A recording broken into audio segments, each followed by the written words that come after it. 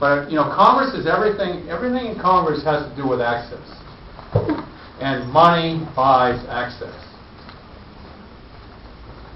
And it shouldn't. We're not talking about straight outright corruption that sent Duke Cunningham into the slammer. You know, those are the bad apples. Abramoff was another. You know, they went too far and they got caught with their hands in the cookie jar. We're not talking about the bad apples. We're talking about the general run-of-the-mill corruption of Congress where money buys access. And that has to stop.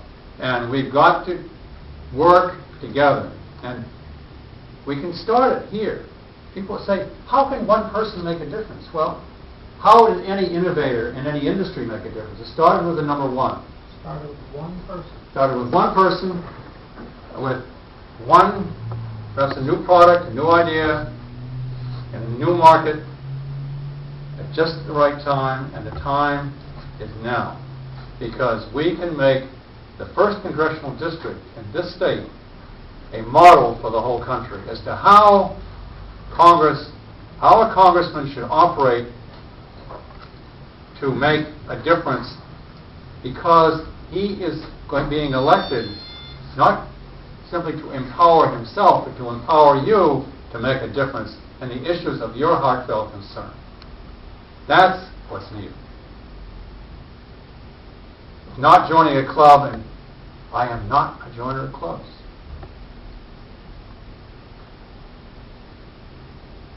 And as a cantankerous individual who's running as an independent, I won't owe anything to anyone except you, and I will, you know, we'll always disagree on some things, but we'll always have a good conversation.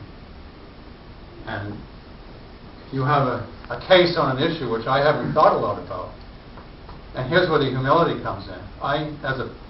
As a doctor of economics, I can lead strongly to some issues of greatest concern at this time. But the fact I've been through the ordeal of getting a PhD, and it is an ordeal because you have to write a whole book before you can get it, means that I know enough to know how much I don't know. And what I don't know is best. And that's why people are so important in this picture. Meeting them, talking to them, learning from them, and we get our heads together and we see how we can make a difference together. That's the key. So some people say, why don't you speak to the headline issues?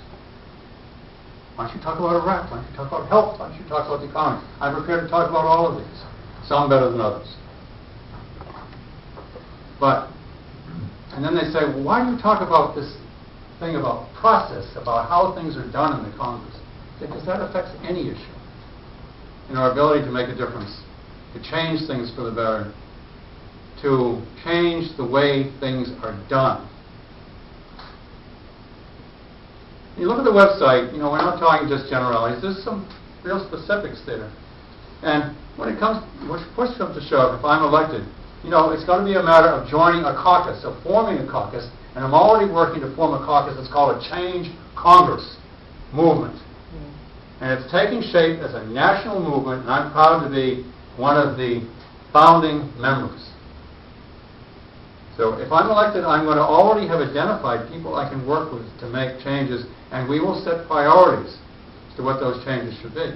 But one of the priorities, which I've already adopted on this list from the Change Congress movement, which you can find online, change-congress.org, in addition to my own website, which is peterbearseforcongress.com, is that those of us who have signed up for this have said we will not accept contributions from lobbyists or from PACs.